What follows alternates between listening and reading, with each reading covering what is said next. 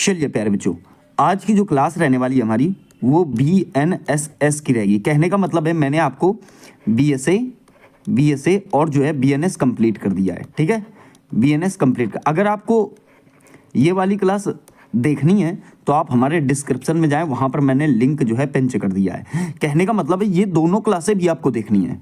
ठीक है, BSA की भी, BNS की भी, और फिर देखनी है आपको BNSS की। जानते हैं आप इन 3 क्लासों से जो है कम से कम एग्जाम में आपको 5 क्वेश्चन मिलेंगे। कितने क्वेश्चन? 5 क्वेश्चन। और फिर जो हमने कंप्लीट जो आपकी मूल विधि है वो भी डाल दी है, उससे आपको 10 क्वेश्चन मिलेंगे। कितने क्वेश्चन मिलेंगे? 10 क्वेश्चन। 10 ये 5 ये कितने हो गए? 15। और फिर जो 5 आपको क्वेश्चन मिलेंगे मूल विधि में केस से। किससे मिलेंगे? 5 क्वेश्चन पर जो आपको मिलेंगे केस से। और केस की अगली वीडियो बहुत जल्द आपके सामने मैं ले आऊंगा। प्यारे बच्चों, कंप्लीट वीडियो है। और एक बात मैं देखता हूं कि बच्चे कमेंट में सिर्फ एक बात बोलते हैं कि सर PDF प्रोवाइड करा दो। ठीक है, उसके लिए हमने आपको एक व्यवस्था की है, आप हमारे टेलीग्राम चैनल को जो है ज्वाइन कर सकते हैं, वहां पर सॉल्यूशन मिल जाएगा उसका। ठीक है, तो यहाँ लिखा है आपके पास भारतीय नागरिक सुरक्षा संहिता अर्थात BNSS 2023। आप जैसे कि जानते होंगे पहले प्यारे बच्चों ये क्या था आपका? पहले ये था आपका CRPC। पहले क्या था? CRPC। एक्चुअल में ये कार्य क्या करता है? जैसे अगर मैं BNS की बात करूं, BNSS की बात करूं कि ये कार्य क्या करता है, ये भी आपका जानना जरूरी है। अर्थात आप कह सकते हो अपराध होने से लेकर दोष सिद्धि, दोष मुक्ति तक की आपराधिक जो है न्याय प्रक्रिया है पीड़ित के हितों के कार्य करती है। ठीक है, किसके? पीड़ित के हितों के कार्य करती है। ठीक है, अब एक बात ध्यान देना, अपराध होने के बाद न्याय तक की संपूर्ण प्रक्रिया का संग्रह जो है प्यारे बच्चों वो हमारा BNSS है। ठीक है, दूसरी बात इसमें है क्या क्या सारी चीजें, तो जैसे न्याय तंत्र है, इसमें आधुनिकता है प्यारे बच्चों, आधुनिक चीजों को ऐड किया गया है। किसमें? तो आपका जो है BNSS। CRPC क्यों हटाया गया ये मैं बताऊंगा आपको। ठीक है, क्योंकि उसमें ये चीजें नहीं थी, जैसे कि एक आधुनिकता, एक स्पीड मतलब तेजी नहीं थी उसमें।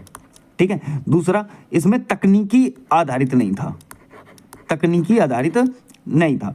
ठीक है, जैसे अगर बात करें तो पीड़ित के लिए उस हिसाब से काम उसमें नहीं हो पा रहा था, इसलिए जो है समय बदल गया है। आज के ज़माने में अपराध जो होते हैं वो तकनीकी तरीके से भी हो जाते हैं। ठीक है, इसीलिए जो है हमें BNSS लाना पड़ा था। ठीक है, अब देखिए अगर बात करें हम इसके बारे में, तो जैसे यहाँ पर देख पा रहे हो आप CRPC की अगर मैं बात करूं तो CRPC कब पारित हुआ? तो ये पारित हुआ 22 जनवरी 1974 को। लागू कब हुआ प्यारे बच्चों? 1 अप्रैल 1974 को लागू हुआ। ठीक है, अध्याय कितने हैं? तो 37 इसमें जो है आपके अध्याय हैं।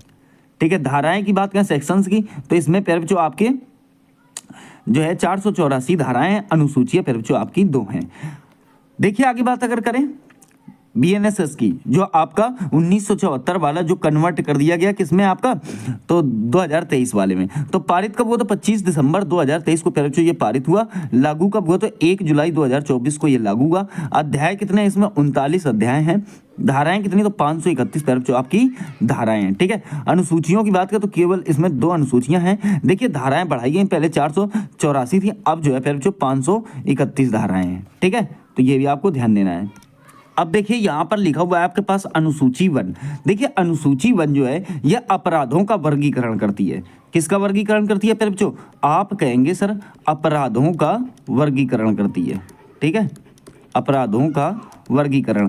कैसे अपराधों का वर्गीकरण करती है? तो आप यहाँ पर ध्यान देना, इसमें 1 2 3 4 5 जो है पोर्शन होते हैं। ठीक है, एक सबसे पहले पोर्शन में आती हैं धाराएं अर्थात आप कह सकते हो सेक्शन, दूसरे उसमें आते हैं अपराध अर्थात ऑफेंसेस। ठीक है, और तीसरे ऑप्शन में प्यारे बच्चों आपको यहाँ पर एक बात ध्यान देनी है, आपको एक बात ध्यान देनी है, संज्ञेय और असंज्ञेय अपराध आते हैं। ठीक है, फिर आपका जमानती और गैर जमानती चीजें आती हैं, जो मतलब आप कह सकते हो नॉन बेलेबल और बेलेबल। ठीक है, फिर देखिए ये ट्रायल किस न्यायालय में होगा ये इसमें दिया गया प्यारे बच्चों। एक पोर्शन इसमें और होता है जिसे आप बोलते हो दंड।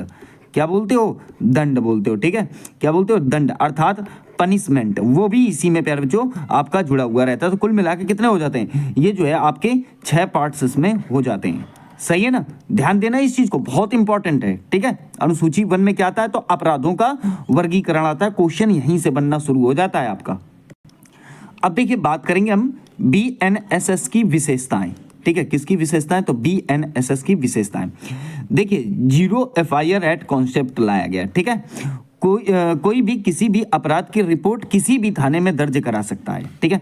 एरिया का हवाला देकर मना नहीं कर सकते। कहने का मतलब है, अगर मान लो अब आप रह रहे हो उत्तर प्रदेश के मेरठ में, रह रहे हो कहाँ? उत्तर प्रदेश के मेरठ में, ठीक है, और आपका गांव है मान लो कानपुर में, आपका गांव है मान लो कानपुर में।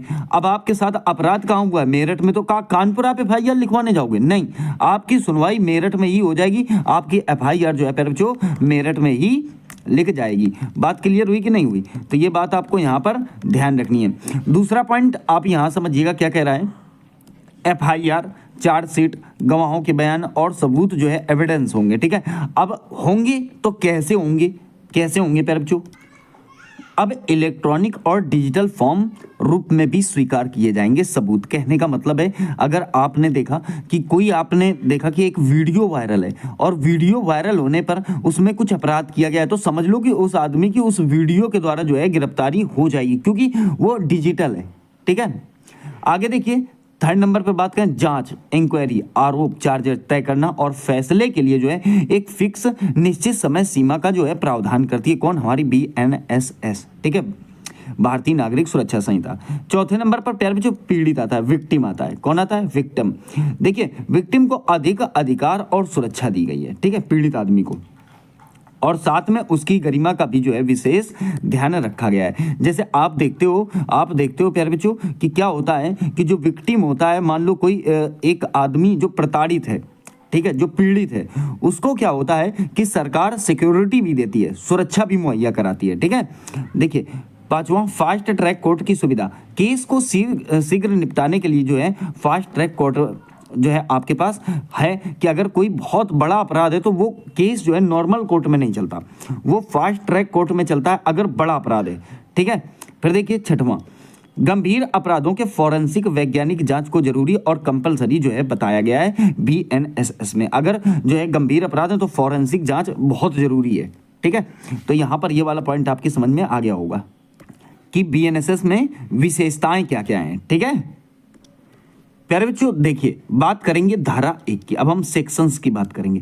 एक बात याद रखना, मैं इसमें ज्यादा बकवास नहीं करूंगा, ठीक है, क्योंकि अगर मैं बकवास करूंगा तो इस वीडियो को मैं चाहूं तो 10 घंटे की बना सकता हूं। ये बात आप ध्यान रखना, बहुत आसान तरीके से। तो बहुत कम समय में हमें जो इंपॉर्टेंट चीजें उनका अध्ययन करना है, और प्यारे बच्चों इससे बाहर एक भी क्वेश्चन नहीं जाएगा, मैं गारंटी दे रहा हूं, ठीक है।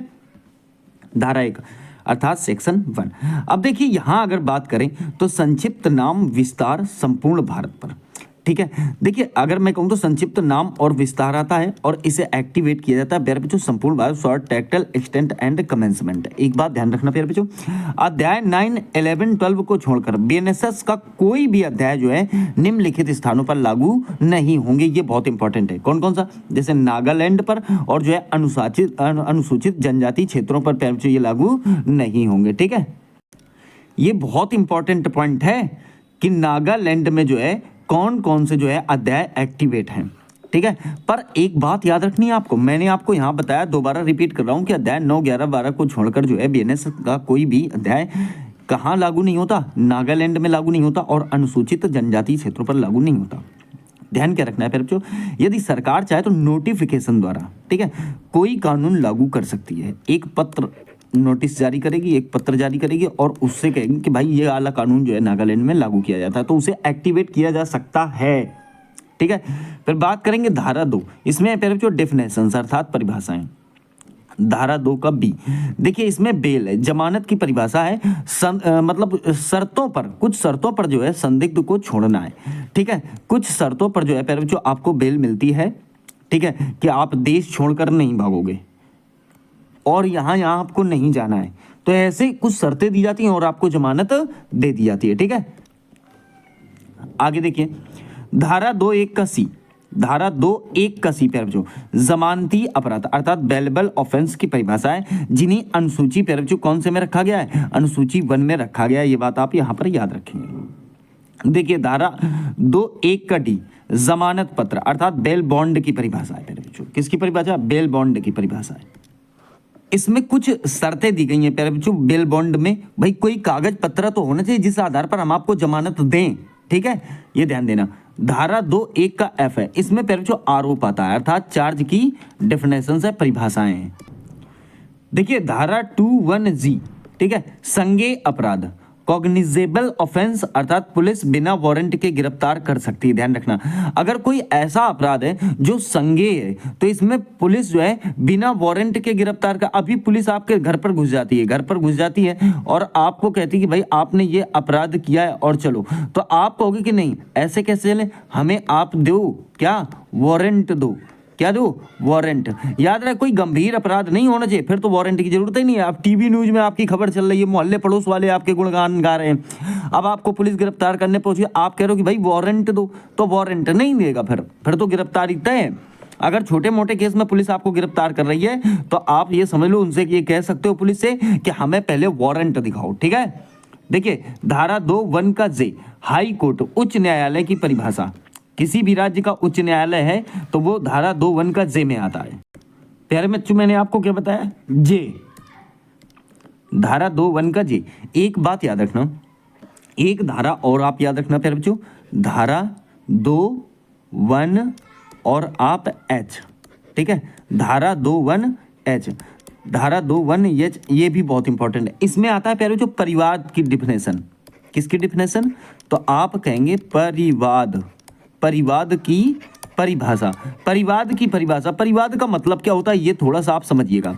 परिवाद का मतलब होता है कि मजिस्ट्रेट के सामने दिया गया बयान, किसके सामने प्यारे बच्चों, बयान होता है, क्या होता है बयान, और किसके सामने, तो आप कहोगे मजिस्ट्रेट के सामने, ठीक है। तो मजिस्ट्रेट के सामने जो बयान आप दर्ज कराते हो, जो बयान आप प्यारे बच्चों दर्ज कराते हो वो क्या कहलाता है, परिवाद कहलाता है, ठीक है, अर्थात कंप्लेंट अर्थात शिकायत, ठीक है, कंप्लेंट अर्थात शिकायत। तो परिवाद की परिभाषा देखिए, परिवाद के अंतर्गत जो है पुलिस रिपोर्ट शामिल नहीं होती है, ठीक है, क्या शामिल नहीं होती है, पुलिस रिपोर्ट जो है बच्चों शामिल नहीं है। इसमें पता चले आप सोचो कि पुलिस में रिपोर्ट लिखाना परिवाद होता है, नहीं ना, मजिस्ट्रेट के सामने दिए गए बयान होते हैं, ठीक है।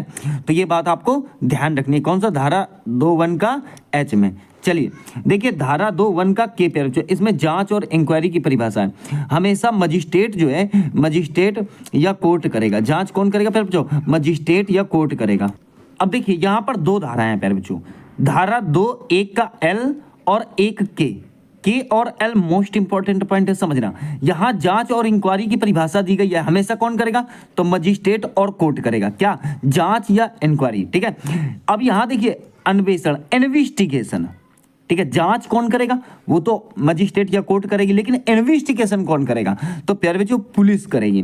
पुलिस क्या करती है, सबूत इकट्ठे करेगी। ऐसे मान लो 3 आदमी है, ठीक है, 3 आदमी है, समझो जैसे एक A है, एक B है और एक C है, ये दोनों प्यारे बच्चों भाई भाई हैं, कौन है, भाई भाई हैं। अब A का मर्डर किसने कर दिया, C ने कर दिया, A का मर्डर किसने कर दिया, C ने। अब B गया किसके पास, पुलिस के पास, B गया पुलिस के पास, क्या लिखवाने प्यारे बच्चों, रिपोर्ट लिखवाने, रिपोर्ट लिखवाने गया। अब ये गिरफ्तार कर लेती है, पुलिस इसको क्या कर लेती है, गिरफ्तार कर लेती है, ठीक है, किसके आदेश कहने पर, बी के कहने पर पुलिस ए को गिरफ्तार कर लेती है। गिरफ्तार करने के बाद जो है प्यारे बच्चों ये कहाँ, इसे जो है पहले तो वहाँ ले जाएंगे कोतवाली थाने वगैरह में, वहाँ पर इसकी रिपोर्ट वगैरह लिखवाएंगे, इसके बयान ले लेंगे, ठीक है। अब बाद में उसको गिरफ्तार कर लिया, 24 घंटे के अंदर मैंने कहा था मजिस्ट्रेट के पास पेश करना होता है, ये कार्रवाई करके ये इसे कोर्ट में ले जाते हैं। कोर्ट में ले जाने के बाद ए साफ कह देता है कि साहब मर्डर तो 12 बजे हुआ था और 12 बजे तो मैं अपनी बुआ के घर था, शादी थी उनके यहाँ। अब बवाल पड़ गया, वहां कोर्ट जो है फटाक से पुलिस वाले की लताड़ा लगाएगा कि तूने सबूत क्यों नहीं इकट्ठा किए, कैसे आ गया मुंह उठा के, जा पहले सबूत इकट्ठे करके ला। फिर अब पुलिस इससे कहेगी, किससे कहेगी, भाई तू सही बता दे यार, तूने मारा है, कैसे मारा है, कि साहब मैंने चाकू से मारा है, जब थोड़ा टॉर्चर किया जब मैंने चाकू से मारा, चाकू कहाँ फेंका, नाले में फेंका। अब नाला पूरा पुलिस जो है नाला खोद देगी, क्योंकि उसे क्या चाहिए फिर, जो एविडेंस चाहिए, ठीक है, उसे एविडेंस चाहिए अर्थात उसे सबूत चाहिए। तो ये बात ध्यान रखना, उसके बाद फिर दोबारा उसे लेके जाएंगे, तो ये आप जरूरी है, बहुत बवाल होता है प्यारे बच्चों, इतना आसान नहीं है इन्वेस्टिगेशन, पुलिस की हवा खराब हो जाती है हर केस में, सही है ना। आगे आ जाओ, धारा 2(1) का S, पुलिस रिपोर्ट अर्थात FIR, फर्स्ट इन्फॉर्मेशन रिपोर्ट आती है इसमें, ठीक है, फर्स्ट इन्फॉर्मेशन रिपोर्ट। देखिए धारा 2(1) का V, लोक अभियोजक अर्थात पब्लिक जो है प्रोसिक्यूटर, ठीक है, की परिभाषा दी गई है। इसमें जो है आपको एक सरकारी वकील मिलेगा, अर्थात फ्री लीगल एडवोकेट, प्यारे जो निशुल्क विधिक सहायता है। ठीक है, तो ये बात आपको ध्यान रखना है। आप जानते हो कोई भी अपराधी हो, कोई भी, यहाँ तक कि चाहे आप निर्भया वाला केस ले लो, निर्भया वाला केस ले लो, तो निर्भया वाले केस में जो है शायद केपी सिंह नाम के एक वकील ने उस केस को लड़ा था। कितना बड़ा मतलब जो है अपराध था, उसके बावजूद उन अपराधियों को क्या है कि वकील मिल गया। हाँ, उन्होंने कहा कि हम सरकारी वकील नहीं लेंगे। उनके घर वालों ने, जो निर्भया के दोषी थे, उनके घर वालों ने मिलजुल के एक वकील किया था, और ये तो प्राइवेट वकील थे। आप कोर्ट तो आपसे कहेगी, ये बताओ आपको सरकारी वकील की जरूरत है कि नहीं है। आप कह दो कि यार सरकारी वकील ये तो उतना काम बढ़िया करेंगे नहीं, और हो सकता है कि जो है हम हार जाएं, तो हम अपना प्राइवेट वकील करेंगे। तो आप ये कहोगे कि नहीं, मुझे वकील की जरूरत नहीं, हम अपना वकील खुद करेंगे। ठीक है, तो ऐसी स्थिति में जो है फ्री वाला वकील आपको नहीं मिलेगा, फिर आपको जो है एक प्राइवेट वकील करना पड़ेगा। बात क्लियर हो गई कि नहीं? ठीक है, तो ध्यान देना इस चीज को। चलिए आगे देखेंगे। पहले जो धारा 2(1) का वाई, पीड़ित, विक्टिम की परिभाषा है इसमें। किसकी परिभाषा है? विक्टिम की। पीड़ित अर्थात आप कह सकते हो, क्या कह सकते हो प्यारे बच्चों, पीड़ित या विक्टिम वो होता है जिसके ऊपर प्यारे बच्चों अत्याचार हुआ हो। ठीक है, जिसके प्रति अपराध हुआ हो। ठीक है, वह व्यक्ति जिसे अभियुक्त एक्यूज्ड के किसी कार्य या एक्ट या कार्य के लोप पर जो है, लोप से कोई इंजरी, क्षति या लॉस या हानि हुई हो। तो इसमें प्यारे बच्चों क्षति कितने प्रकार की होती है? क्षति जो है 4 प्रकार की होती है। कितने प्रकार होते हैं क्षति के? 4 प्रकार से जो है लॉस किए जा सकते हैं। एक तो शारीरिक, के मुक्का मार के नाक टेढ़ी कर दी। ठीक है, मानसिक शोषण करना होता है प्यारे बच्चों। ख्याति का मतलब जो है कि आप किसी का नाम बदनाम कर रहे हो। ठीक है, ख्याति का मतलब क्या होता है? आपने मेरी इज्जत बर्बाद कर दी। ठीक है, इज्जत बर्बाद कर दी। ठीक है, और एक होती है संपत्ति, आपने किसी की दुकान में आग लगा दी। तो ये 4 क्या हो गए प्यारे बच्चों? 4 पीड़ित करने वाले आपके जो है फैक्ट हो गए। ठीक है, आगे देखिएगा प्यारे बच्चों, धारा 2(1) का जेड अर्थात वारंट मामला। ठीक है, वारंट केस वे मामले जिनमें मृत्युदंड, आजीवन कारावास था। ठीक है, 2 साल के कारावास से अधिक की सजा है प्यारे बच्चों अगर किसी तथ्य में या किसी अपराध में, तो ये समझ लो कि वारंट जारी हो जाएगा। ठीक है, तो ये बात आपको ध्यान रखनी है। अब बात करेंगे हम धारा 6। देखिए, दंड न्यायालयों के वर्ग। ठीक है, क्लासेस ऑफ क्रिमिनल कोर्ट्स। ठीक है, देखिए 2 प्रकार के होते हैं न्यायालय। कितने प्रकार के होते हैं प्यारे बच्चों? इनको 2 वर्गों में रखा गया है। एक कौन सी? एक तो दीवानी कोर्ट होती हैं, और एक प्यारे बच्चों आपके फौजदारी कोर्ट। अब एक बात ध्यान देना, जो दीवानी कोर्ट है प्यारे बच्चों, संपत्ति मुआवजा से संबंधित है। दीवानी कोर्ट किससे संबंधित है? तो संपत्ति या मुआवजा से संबंधित है। इसमें कोर्ट कौन फाइल, मतलब केस कौन फाइल करता है? किसमें प्यारे बच्चों? आपके दीवानी वाले में। इसमें केस कौन फाइल करता है? तो आप ध्यान रखना, दीवानी में जो है प्यारे बच्चों, इसमें कोई व्यक्ति या संस्था जो है केस फाइल करती है। ठीक है, व्यक्ति या संस्था इसमें प्यारे बच्चों आपका केस फाइल करती है। लेकिन अगर बात करूं इसकी मैं फौजदारी कोर्ट की, फौजदारी कोर्ट की ध्यान रखना, इसमें जो है, इसमें पुलिस, इस वाले की बात कर रहा हूं मैं फौजदारी की। किसमें? इसमें जो है पुलिस, या फिर कह सकते हो आप स्टेट गवर्नमेंट। ठीक है, स्टेट गवर्नमेंट। ठीक है, स्टेट गवर्नमेंट जो है केस फाइल करती है। तो ये बात आप ध्यान रखना फौजदारी में। अब देखो, एक बात और भी ध्यान रखनी है प्यारे बच्चों, इसमें जो है, जैसे मान लो हमने दीवानी कोर्ट की अगर मैं बात करूं, तो इसमें बहुत सारी चीज़ें आती हैं। जैसे दीवानी में ही प्यारे बच्चों आपका सुप्रीम कोर्ट आता है। दीवानी में ही कौन आता है? सुप्रीम कोर्ट आता है। और दीवानी में ही प्यारे बच्चों आपका हाई कोर्ट आता है। ठीक है, और दीवानी में ही प्यारे बच्चों आपका सेशन कोर्ट आता है। ठीक है, और दीवानी में ही प्यारे बच्चों आपके मुंसिफ मजिस्ट्रेट का कोर्ट होता है ना, वो भी इसी में प्यारे बच्चों आता है। सेशन कोर्ट का मतलब क्या होता है? जिला न्यायालय, जिसे सत्र न्यायालय बोलते हो। ठीक है, तो जिला का सबसे छोटा दीवानी न्यायालय कौन होता है प्यारे बच्चों? तो आप कहोगे मुंसिफ मजिस्ट्रेट का। ठीक है, तो ये बात आपको ध्यान रखनी है। अब अगर मैं बात करूं फौजदारी कोर्ट की बात करूं प्यारे बच्चों, तो इसमें जो है दंड दिए जाते हैं। तो इसमें भी सुप्रीम कोर्ट वगैरह होता है। सुप्रीम कोर्ट है, हाई कोर्ट है, सेशन कोर्ट है। तो ये दंड के अंतर्गत कार्य आता है। ठीक है, फैसले किसमें? पनिशमेंट के लिए होते हैं प्यारे बच्चों। इसमें क्या होता है? इसमें होता है पनिशमेंट। ठीक है, फिर देखिए सीजेएम कोर्ट होता है, सीजेएम कोर्ट होता है। सीजेएम का मतलब क्या होता है? मुख्य न्यायिक मजिस्ट्रेट। ठीक है, मुख्य न्यायिक मजिस्ट्रेट सीजेएम होता है। फिर एक होता है प्यारे बच्चों एसीजेएम का होता है। ठीक है, फिर एक होता है जेएमएफसी। ठीक है, JMFC, judicial magistrate first class. इसको ध्यान रखना प्यारे बच्चों, गड़बड़ मत करना थोड़ा सा भी। जैसे मैंने नीचे यहाँ बता रखा है, इसको चलो मैं नीचे बता दूंगा। यहाँ गौर कीजिएगा, देखिए मैंने आपको क्या बताया कि धारा 8 में जो है, धारा 8 में प्यारे बच्चों देखिए ऊपर तो समझ में आ गया होगा। धारा 8 सेशन न्यायालय, सत्र न्यायालय, जिला न्यायालय, कोर्ट ऑफ सेशन, ठीक है। जिला न्यायालय क्या होता है? Court of session. स्थापना राज्य सरकार करेगी प्यारे बच्चों, ये आपको ध्यान रखना है। स्थापना कौन करेगी? राज्य सरकार करेगी। धारा 9 न्यायिक मजिस्ट्रेटों के न्यायालय अर्थात कोर्ट्स ऑफ जुडिशियल मजिस्ट्रेट्स, ठीक है। हर जिले में राज्य सरकार इसकी स्थापना करेगी। जेएमएफसी एंड जेएमएससी कोर्ट्स जो है स्थापित करेगी। ये बात मैंने नीचे आपको पीछे वाले पॉइंट में आपको बताई थी, जब धारा 6 बताई थी, ठीक है। अब देखिए जेएमएफसी का मतलब मैंने पीछे भी बताया था, जुडिशियल मजिस्ट्रेट फर्स्ट क्लास, ठीक है। वहीं जेएमएससी इसका मतलब होता है जुडिशियल मजिस्ट्रेट सेकेंड क्लास। बताओ किसी को कोई दिक्कत नहीं होनी चाहिए। देखिए इन कोर्ट के मजिस्ट्रेट एचसी से जो है अपॉइंट होंगे, अर्थात हाई कोर्ट से अपॉइंट होंगे, ठीक है। एचसी इन मजिस्ट्रेट को जरूरत पड़ने पर जो सिविल कोर्ट्स की शक्तियां देने पर बाध्य होता है। तो ये भी आपको ध्यान रखना है। पहले जो समझ में आ गई होगी पूरी बात, ठीक है। चलिए अगली धारा देखेंगे प्यारे बच्चों, आपकी धारा है आपकी 14, ठीक है। कह रहा है कार्यपालक मजिस्ट्रेट अर्थात एग्जीक्यूटिव मजिस्ट्रेट, राज्य सरकार हर जिले में जितने चाहे, ठीक है, ईएम को नियुक्त कर सकेगी, ठीक है। अर्थात एग्जीक्यूटिव आपका मजिस्ट्रेट नियुक्त कर सकेगी। देखिए डीएम एडीएम राज्य सरकार अपॉइंट करेगी, ठीक है। और सब डिविजनल मजिस्ट्रेट, ठीक है, यहाँ गौर करना थोड़ा सा, राज्य सरकार ही नियुक्त करेगी, ठीक है। क्या कि जितने चाहे उतने आपके एग्जीक्यूटिव मजिस्ट्रेट और जो है सब डिविजनल मजिस्ट्रेट, ठीक है। अर्थात डीएम और एसडीएम सब जो है कौन नियुक्त करेगा? राज्य सरकार। ये कौन सी धारा कहती है? तो धारा 14 कहती है, इतना समझ लो आप, ठीक है। देखिए आगे एक बात ध्यान देनी है आपको, एक बात ये ध्यान देनी कि धारा 18 लोक अभियोजक आता है, ठीक है। लोक अभियोजक पब्लिक प्रोसिक्यूटर्स। एक बात और ध्यान रखना प्यारे बच्चों, जो धारा 15 है उसे भी थोड़ा सा मैं आपको बताना चाहता हूँ।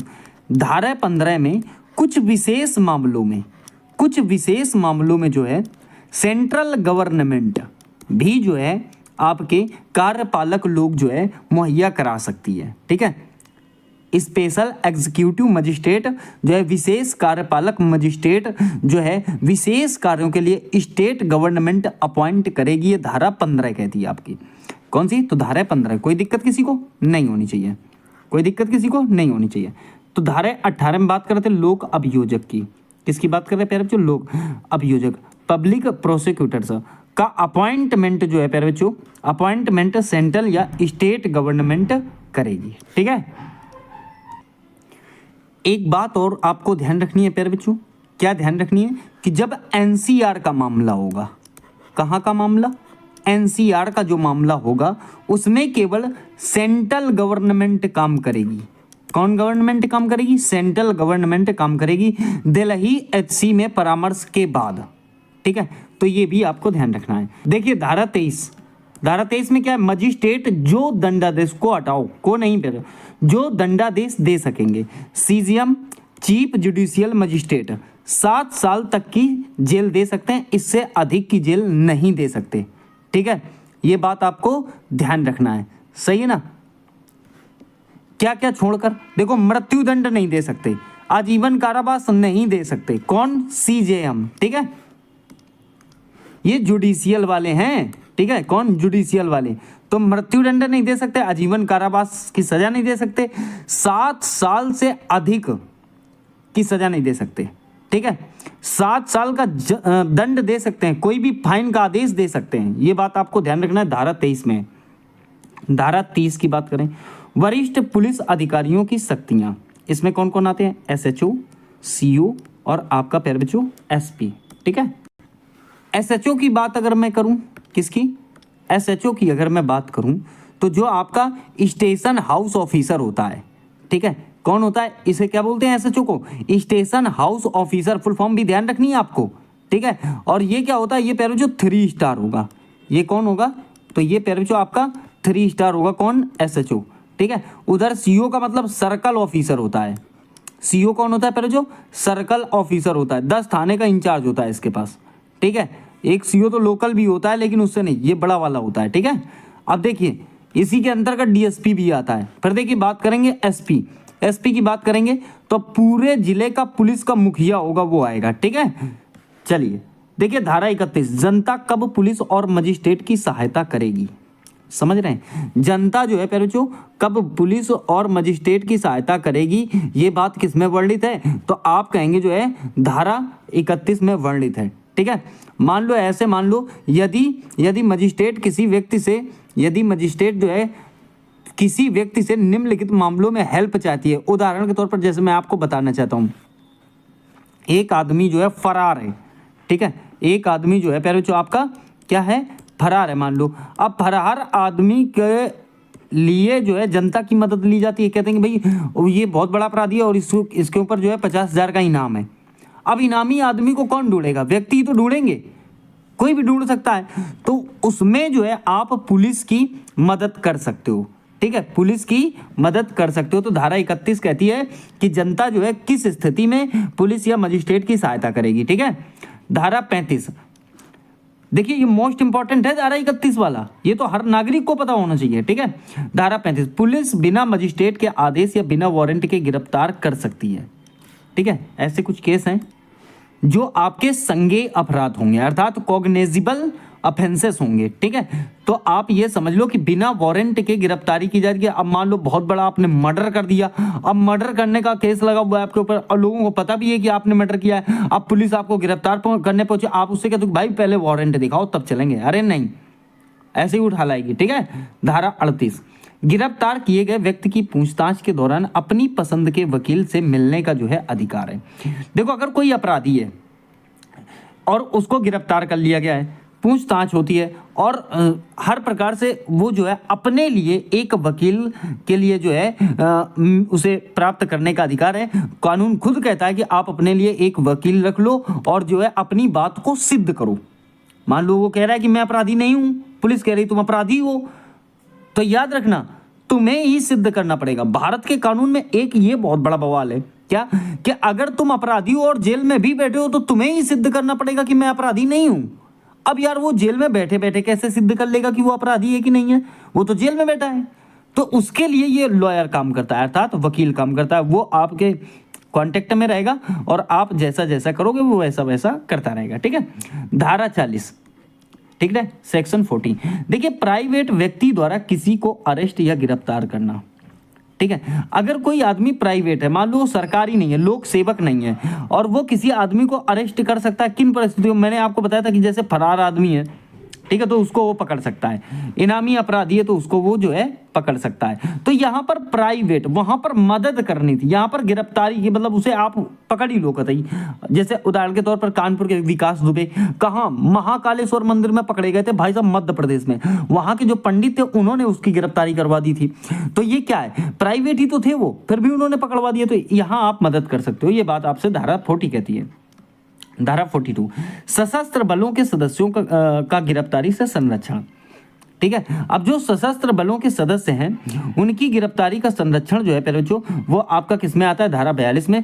केंद्र की पूर्व अनुमति के बिना जो है इन्हें अरेस्ट नहीं किया जा सकता, ठीक है। अब इसमें जैसे आपकी तीनों सेनाएं हो गई, अग्निवीर टोटल इसमें ही आती है ना सशस्त्र बल में, ठीक है। और जो आपका अर्धसैनिक वाला है, सीआरपीएफ है, एसएसबी है, बीएसएफ है, सीआईएसएफ है, ठीक है। तो ये सारी चीजें इसमें आती हैं, ठीक है।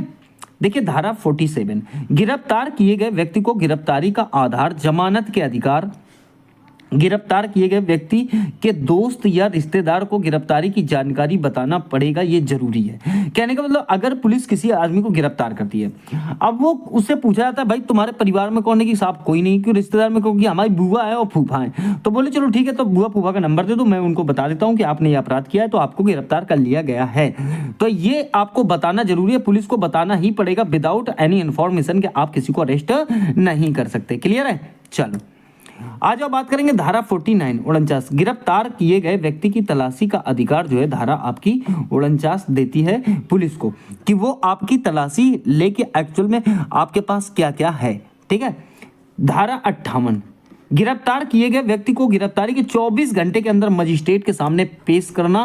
प्यारे बच्चों मोस्ट इंपॉर्टेंट है, एग्जाम में कई बार यूपीएसआई ने तो रिपीट किया है इसे, ठीक है, कि गिरफ्तार किए गए व्यक्ति की गिरफ्तारी के 24 घंटे के अंदर मजिस्ट्रेट के सामने जो है पेश करना होता है। कभी कभी ये पूछ लेता है कितने घंटे के अंदर मजिस्ट्रेट के सामने पेश करना होता है। आपको ऑप्शन दे देगा 20, 22, 24, 26, 28, 48 वगैरह। ठीक है, तो आपको ध्यान रखना 24 घंटे के अंदर उसे पेश करना जरूरी है। फिर देखिए धारा 63 समन का प्रारूप। ठीक है, एक समन आता है प्यारे बच्चों। अगर आपके ऊपर केस लिख गया या मुकदमा लिख गया तो आपके पास समन जाएंगे। ठीक है, पुलिस के द्वारा जो है समन भेजे जाते हैं कि भाई ऐसा है, हाजिर हो आके। ठीक है, फिर देखिए धारा 84 फरार व्यक्ति के लिए उद्घोषणा। ठीक है, देखिए जो व्यक्ति फरार हो जाता है तो उसका ऐड किया जाता है। क्या किया जाता है? ऐड का मतलब है वो चाहे न्यूज़पेपर हो या टीवी टेलीविजन हो, रेडियो वगैरह हो, अखबार वगैरह हो, इन सब में उसका ऐड किया जाता है कि भाई ये व्यक्ति फरार है और इसको ढूंढने में हमारी मदद करो। ठीक है, धारा 85 फरार व्यक्ति की संपत्ति की कुर्की। अब मान लो जैसे आप देखते हो एक विजय माल्या था। कौन था प्यारे बच्चों? विजय माल्या। अब मानते हैं कि वो बहुत रुपए जो है पीएनबी का लेके फरार हो गया। क्या लेके फरार हुआ? पीएनबी का लेके पैसा फरार हो गया, विदेश चला गया। अब उसकी संपत्ति को जो है कुर्की कर दी गई, तो वो किसके अंतर्गत? धारा 85 के अंतर्गत जो है संपत्ति की कुर्की की जाएगी फरार व्यक्ति की। ठीक है, धारा 96 अर्थात 96 तलाशी वारंट जारी किया जाता है।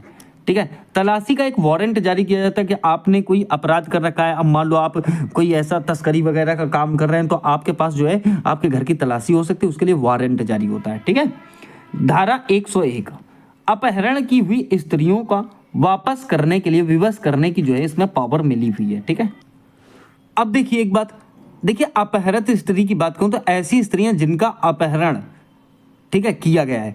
अब किस लिए किया गया है ये भी एक जरूरी होता है। ठीक है, तो ये पॉइंट इसमें है कि किस लिए किया गया है।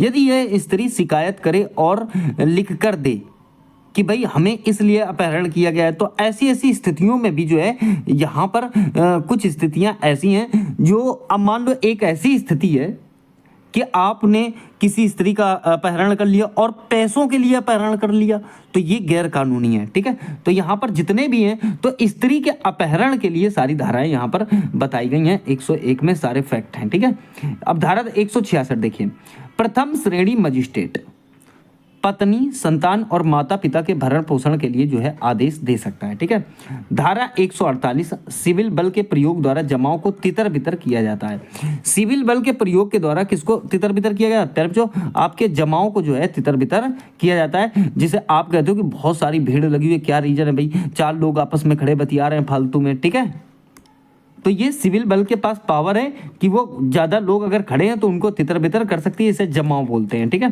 फिर देखिए धारा 63 163 पर बहुत इंपॉर्टेंट है और आप तो इसमें लगा लो मोस्ट इंपॉर्टेंट। ठीक है, क्या लगा लो? मोस्ट इंपॉर्टेंट लगा लो प्यारे बच्चों। बहुत पूछी जाती कर्फ्यू या निषेधाज्ञा। आप ध्यान देना, इसको निषेधाज्ञा भी बोल सकता है। ठीक है, प्रोहिबिटरी ऑर्डर्स या फिर कर्फ्यू भी बोल सकता है। तो उसके लगाने के लिए जो है धारा कौन सी? 163 कार्य करती है कर्फ्यू के लिए। ठीक है, धारा 170 संज्ञेय अपराधों का किया जाना और रोकने के लिए जो है इसमें गिरफ्तारी हो सकती है। ठीक है, तो ये रोकने के लिए गिरफ्तारी नहीं है। पता चले आप सोचो कि यार रोकने के लिए, अगर कोई संज्ञेय अपराध करता है तो उस अपराध को रोकने के लिए गिरफ्तारी है। ठीक है, हाँ, किसको रोकने के लिए? पहले बच्चों अपराध को रोकने के लिए गिरफ्तारी है। ठीक है, धारा 171 लोक संपत्ति को बचाना पुलिस अधिकारी का कर्तव्य है। ठीक है, लोक संपत्ति को कौन बचाएगा? तो पुलिस अधिकारी बचाएंगे। धारा 173 में क्या था? लोक संपत्ति को बचाना पुलिस अधिकारी का कर्तव्य है। संज्ञेय मामलों में इत्तला अर्थात FIR लिख सकता है वो। फिर देखिए धारा 173 का एक महिलाओं से संबंधित अपराधों के मामले में FIR महिला अधिकारी लिखेगी। जैसे रेप है, एसिड अटैक है, इन केसों में FIR जब लिखी जाएगी तो कौन लिखेगी? महिला अधिकारी लिखेगी, जिससे वो औरत जो है खुद को सहज महसूस कर सके। ठीक है, देखिए बात करेंगे धारा 179। ठीक है, धारा 179 साक्षी या गवाह की हाजिरी की अपेक्षा करने की पुलिस की शक्ति। ठीक है, कहने का मतलब है साक्षी या गवाह की हाजिरी की अपेक्षा करने की पुलिस को शक्ति। एक बात सुनो, लिखित आदेश द्वारा गवाह को बुलाया जाएगा। ऐसे ही नहीं है जब हट हट बुला के लाओ, ऐसा नहीं है। ठीक है, आप एक बात ध्यान देना, गवाह को बड़ी इज्जत के साथ बुलाया जाता है। ठीक है ना? हाँ, फिर देखिए 15 साल से कम व 65 साल से आयु के अधिक व्यक्ति को नहीं बुलाया जाएगा। महिला पागल और बीमार को नहीं बुलाया जाएगा बयान देने के लिए। ऐसे में पुलिस खुद जा सकती है इंक्वायरी के देश पर उसके घर, ठीक है। धारा 184, रेप पीड़ित का मेडिकल एग्जामिनेशन होगा, ठीक है। जैसे कोई लड़की कहती कि मेरे साथ बलात्कार हुआ है तो उसके लिए मेडिकल एग्जामिनेशन होगा, ठीक है। धारा 187, पुलिस कस्टडी अधिकतम 15 दिन के लिए दी जा सकेगी मजिस्ट्रेट द्वारा, ठीक है। यदि इन्वेस्टिगेशन 24 घंटे में पूरा नहीं हो सका तो 15 दिन की अधिकतम कस्टडी मिल सकती है। धारा 193, इन्वेस्टिगेशन है। इसमें इन्वेस्टिगेशन पूरा होने पर पीओ की रिपोर्ट जो है रेप या पॉक्सो के मामले में इन्वेस्टिगेशन एफआईआर डेट 2 माह में पूरा कंप्लीट करना होगा, ठीक है। आगे देखिए धारा 194, आत्महत्या में पुलिस द्वारा जांच और रिपोर्ट की जाएगी। कोई व्यक्ति अगर आत्महत्या करता है तो उसकी जांच जो है की जाएगी कि एक्चुअल में इसने आत्महत्या, क्योंकि कहीं कोई आदमी इसका जो है शोषण तो नहीं कर रहा था, ठीक है ना। अगर कोई आदमी शोषण कर रहा है और ऐसी स्थिति में वो आत्महत्या कर रहा है तो ये उसके शोषण करने वाले के ऊपर जो है केस लिख लिया जाएगा। धारा 210, मजिस्ट्रेट द्वारा अपराधों का संज्ञान लेना। कौन सा अपराध हुआ है इसमें मजिस्ट्रेट जो है संज्ञान ले सकते हैं। धारा 219, विवाह के विरुद्ध अपराधों के लिए अभियोजन, ठीक है। धारा 219 में क्या है, विवाह के विरुद्ध जो है अपराधों के लिए अभियोजन है।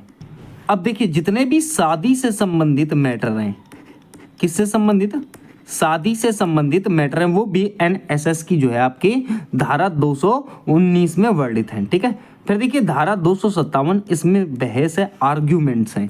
कहने का मतलब है बहस और जो आर्ग्यूमेंट से संबंधित वाद हैं वो सारे किस में आएंगे, तो धारा 257 में आएंगे, ठीक है। धारा 257 में आएंगे। एक बात और ध्यान रखना प्यारे बच्चों, एक धारा और है जो काफ़ी इंपॉर्टेंट है, वो है धारा 223।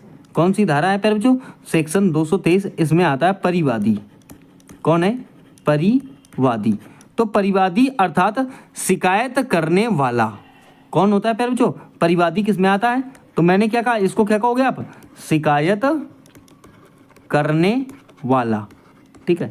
शिकायत करने वाला आपका धारा 223 में आएगा, जिसे आप परिवादी बोलते हो। आपसे कहेगा कि परिवादी का वर्णन किस धारा में किया गया है, बीएनएसएस की, तो आप कहेंगे धारा 223 में, काफी इंपॉर्टेंट है, ठीक है। अब इसकी जो है शिकायत करने वाले की जो है परीक्षा जो होगी प्यारे बच्चों, परीक्षा वो कौन करेगा, तो वो मजिस्ट्रेट के द्वारा की जाएगी। किसके द्वारा की जाएगी, तो मजिस्ट्रेट के द्वारा उसकी जो है परीक्षा की जाएगी, अर्थात एग्जामिनेशन होगा, परिवाद होगा, ठीक है, कि आखिर ये शिकायत कर रहा है उसके खिलाफ तो ये बात ठीक है कि नहीं है, ये भी ध्यान देना, ठीक है। तो ये आपको ध्यान देना है। जैसे एक धारा प्यारे बच्चों और देख लो, यहाँ पर मैंने कितनी बता दी आपको, धारा 257 तक की तो बताइए। जैसे एक धारा प्यारे बच्चों आपकी 230 भी है, 230, ठीक है। तो इसमें आता है अभियुक्त, धारा 230 में कौन आता है, तो आप कहेंगे इसमें आता है अभियुक्त।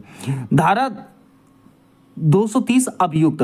अब यह वहां पर आपने पीछे मैंने आपको क्या बताया था, पीछे मैंने आपको धारा 223 बताई थी ना, कौन सी धारा, 223 ही तो बताई थी। तो धारा 223 में हमने परिवाद के बारे में बताया था, ठीक है। तो ये क्या हो गया, ये क्या हो गया प्यारे बच्चों, तो ये हो गया शिकायत करने वाला। परिवाद क्या हो गया प्यारे बच्चों, शिकायत करने वाला ही तो हो गया, ठीक है।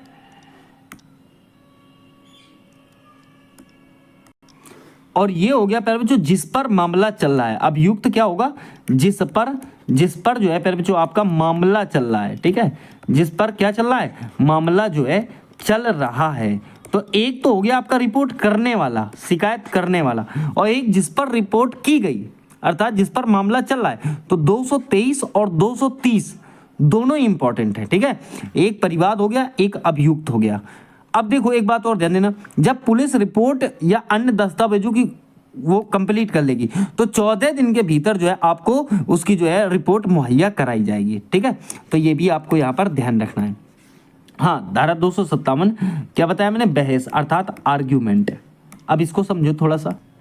अब देखिए वहां पर मान लो ए और बी दो, ये तो दोनों वकील हैं। एक क्या होता है पक्ष और एक क्या होता है प्यारे बच्चों आपका विपक्ष। तो एक तो पक्ष का वकील होगा और एक विपक्ष का वकील होगा। तो यहां पर धारा 257 ये कहती है कि तुम ये सिद्ध करो कि ये गलत है और तुम ये सिद्ध करो कि तुम ये गलत है। तो एक दूसरे पर आरोप लगा, जज साहब मेरा जो क्लाइंट है उसने ये अपराध नहीं किया, और ये कह रहे हैं जज साहब इसी के क्लाइंट ने ये अपराध किया है, इसके मैं ये सबूत दे रहा हूं। अब वो कह रहा है ये सबूत सारे गलत हैं। तो ऐसे करके जो बहस हो रही है प्यारे बच्चों, वो धारा 257 के अंतर्गत आर्ग्यूमेंट्स हो रहे हैं। ठीक है, धारा 285 अर्थात समरी ट्रायल की प्रक्रिया। ठीक है, देखिए एक बात और ध्यान दीजिए, जैसे यहाँ समरी ट्रायल है, धारा कौन सी है 285, तो उसके पहले एक धारा और आती है प्यारे बच्चों जिसका नाम है 284। धारा 284 जो है ये JMSC, ठीक है, MSC द्वारा जो है समरी ट्रायल किया जाएगा। किसके द्वारा? तो JMSC द्वारा जो है समरी ट्रायल किया जाएगा। ये धारा 284 में वर्णित है।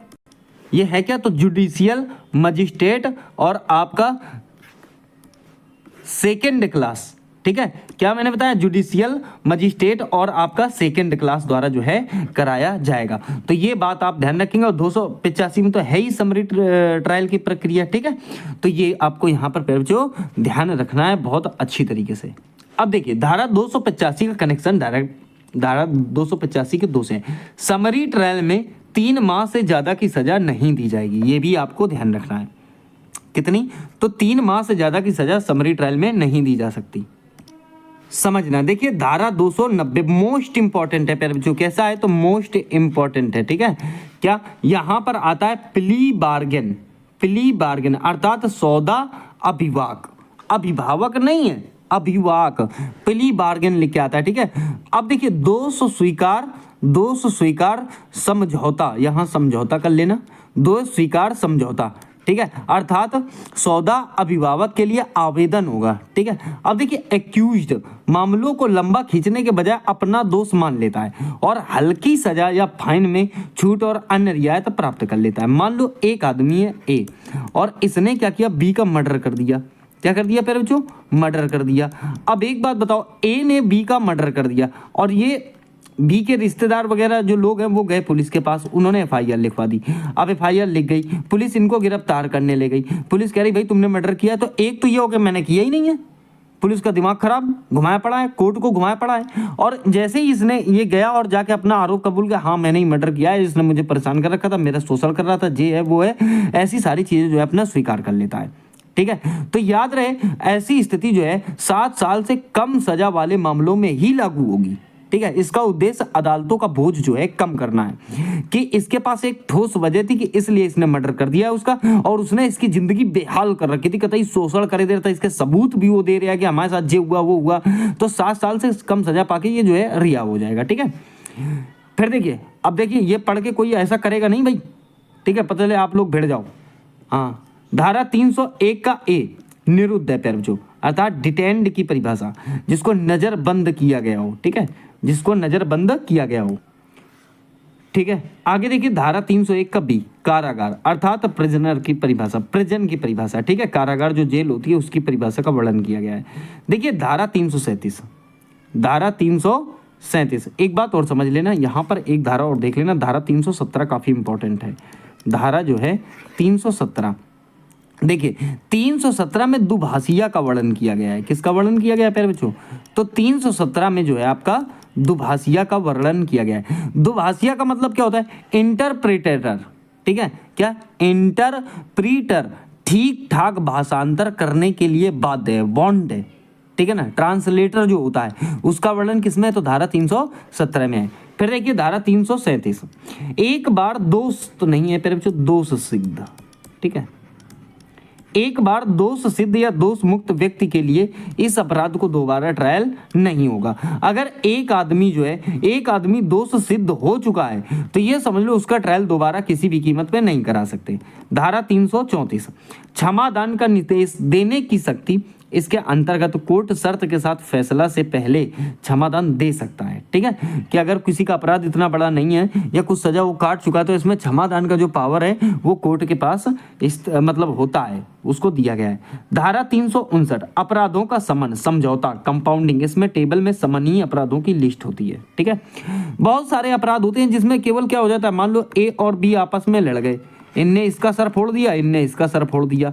अब ये क्या करते हैं, समझौता कर लेते हैं। समझौता कि भाई ऐसा है, जो गलती हो गई उसे आपस में ही हम लोग निपटा लेते हैं और गले मिल लिए वहीं कोर्ट में ही जाके, और कि भाई अब हमसे ये अपराध नहीं होगा, और ए बी से खुश हो गया, बी ए से खुश हो गया, ऐसे मामले में भी जो है केस रद्द कर दिया जाता है। ठीक है, तो ये ध्यान देना। धारा 360 अभियोजन अर्थात केस वापस लेना।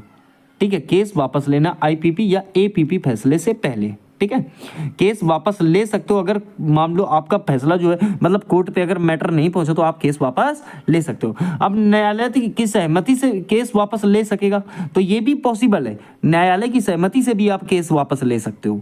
ठीक है, हाँ। फिर देखिए धारा 373 दोष मुक्ति पागलपन के आधार पर। देखिए अगर कोई व्यक्ति पागल है और उसने किसी के सर पे लाठी मार दी, अब वो मर गया, तो यार अब उसको पागल है तो पागल है करोगे क्या उसका? ठीक है, तो उस पर तो कोई केस चला नहीं दोगे, जा भाई इसे जेल में डाल दो। ठीक है, तो उसको जो है पागल खाने भेजा जा सकता है या फिर कुछ और भी बहुत सारी प्रक्रियाएं हैं। ठीक है, धारा 380 अपील आती है। फिर जो मोस्ट इंपॉर्टेंट पॉइंट है ये वाला, कौन सा? अपील वाला। कई बार एग्जाम में पूछा गया है कि अपील का वर्णन किस धारा में किया गया है। चलिए बात करेंगे, धारा है आपके पास मेरे बच्चों 383 फॉल्स एविडेंस अर्थात मिथ्या साक्ष्य या झूठ सबूत पर विचारण के लिए जो है संक्षिप्त प्रक्रिया। ठीक है, अब गौर करना, बहुत सारे केस आपको कोर्ट में ऐसे देखने को मिलेंगे जो झूठे सबूत पेश करके जो है उसमें सजा दिलाने का काम किया जाता है विरोधी को, तो उसके लिए यहाँ पर एविडेंस इकट्ठा किए जाएंगे। ठीक है, अब देखिए धारा 392 निर्णय की परिभाषा अर्थात जजमेंट। बात करें धारा 396 पीड़ित को प्रतिकर देना। प्रतिकर देने का मतलब क्या होता है, हर राज्य जो है प्यारे बच्चों, हर राज्य सरकार केंद्र सरकार की मदद से जो है पीड़ित को स्कीम तैयार करके जो है प्रतिकर दिया जाएगा। अगर कोई आदमी प्रताड़ित है, अगर कोई आदमी प्रताड़ित है, आपने देखा होगा अगर किसी के साथ बहुत बड़ा अन्याय हो गया है तो सरकार कहती है कि भाई ऐसा है कि आपको एक परिवार में एक सरकारी नौकरी दे देंगे, ये इतना सरकार मुआवजा केंद्र दे रही है 10 लाख और राज्य दे रही है 5 लाख। ऐसे स्थितियों में जो है ये धारा लागू होती है। धारा 397 पीड़ितों का उपचार। देखिए सरकारी या प्राइवेट अस्पताल जो है प्राथमिक इलाज फ्री में देंगे। प्यारे बच्चों इलाज फ्री में नहीं देंगे, ये बात ध्यान रखनी है। कौन सा इलाज फ्री में देंगे? प्राथमिक। कौन सा? आपने सुना होगा फर्स्ट एड बॉक्स होता है एक, क्या होता है? First aid box. तो फर्स्ट एड बॉक्स का मतलब हर जगह ये लगा हुआ होता है। अगर कोई आदमी आप देखते हो किसी का एक्सीडेंट हो गया, वो तत्काल जो है किसी प्राइवेट हॉस्पिटल में पहुंच जाए तो उसकी मरहम पट्टी करके उसे रेफर कर दिया जाता है। उसका जो है कि कोई भी अस्पताल चार्ज नहीं लेगा, ये बात आप ध्यान रखेंगे। ठीक है, धारा 398 साक्षी संरक्षण स्कीम राज्य सरकार चालू करेगी अर्थात विटनेस प्रोटेक्शन। आप जानते होंगे इसका मतलब गवाह, गवाह, गवाह के लिए है प्यारे बच्चों। ठीक है, तो गवाह का जो प्रोटेक्शन है वो राज्य सरकार देती है। ठीक है, आपने देखा होगा उन्नाव वाले केस में एक आदमी है कुलदीप सिंह सेंगर, हालांकि वो जेल पे है और मुझे नहीं पता कि जो है वो सही है या गलत है। उनके गांव वाले तो कह रहे हैं कि भाई कुलदीप सिंह सेंगर सही है, उधर वो लड़की के अगर सबूत देखें तो लड़की ठीक है। पूछो क्यों? उसका पूरा परिवार मरवा दिया गया है। अब वो कैसे मरा कैसे ना, यहाँ तक कि जो एविडेंस था वो भी मरवा दिया गया, गाड़ी से कुचलवा दिया, बहुत अन्याय हुआ था, ऐसा कुछ है उसका। तो अब यहाँ पर क्या हुआ, उसका गवाह भी जो है बहुत दबाव बनाया गया, सब कुछ किया गया, गवाह भी मर गया था। तो ये सारी चीज़ें आप समझ लो। तो उसमें क्या है, सबको प्रोटेक्शन दी जाती है, गवाह को भी प्रोटेक्शन मिली हुई थी। ठीक है ना, चलो आगे देखो। धारा 399 निर्दोष व्यक्ति को गिरफ्तार करने पर मजिस्ट्रेट उसके समय और खर्च की भरपाई जो है के लिए 1000 रुपये तक का हर्जाना उसे देने का आदेश देगी।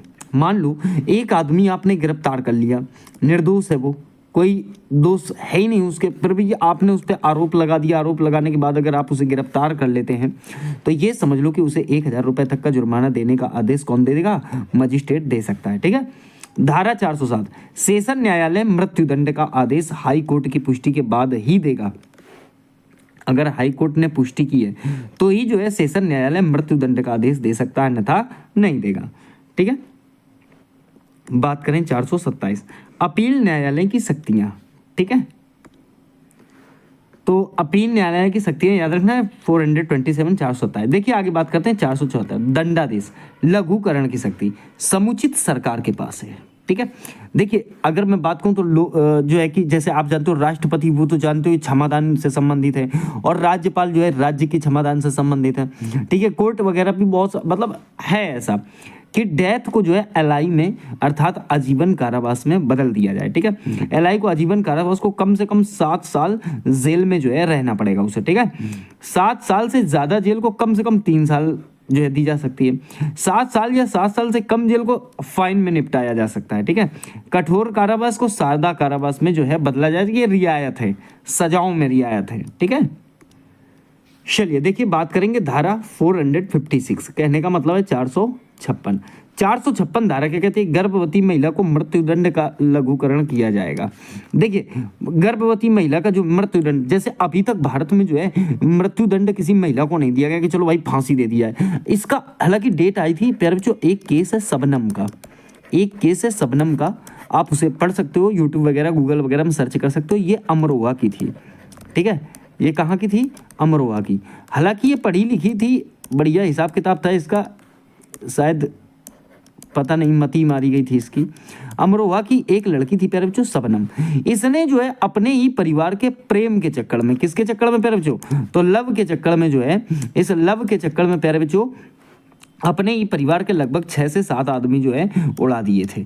मतलब पहले उनको नशीली दवाई पिलाई, और दवाई पिलाने के बाद इसने, शबनम ने और इसके प्रेमी ने मिलकर जो है पूरे 7 लोगों को जो है मार दिया था जान से। ठीक है, कत्ल कर दिया था, काट डाला था उनको दराती से या गरसा से, जिससे भी काटा काट डाला। ठीक है, अब होता क्या है कि जो कानून है उसने इसको फांसी की सजा सुना दी। किसकी सजा सुना दी, फांसी की सजा सुना दी। और पहले जो सजा ही नहीं, डेट भी निकल आई।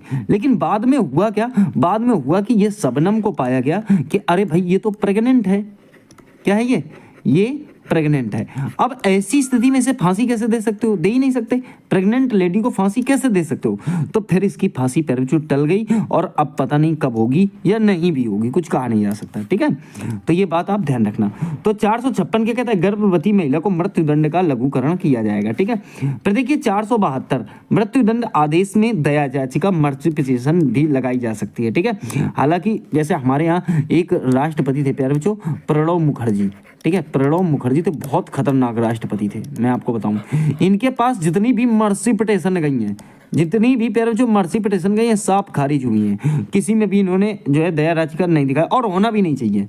देखिए अपराध अगर चोरी लूका का है तो चलो ठीक है, बनता है कि यार दे दो, हैं। लेकिन अब तुम जैसे बलात्कारी है कोई, जैसे अब ये मैंने आपको शबनम वाला बताया, इसका तो मारना था इसको।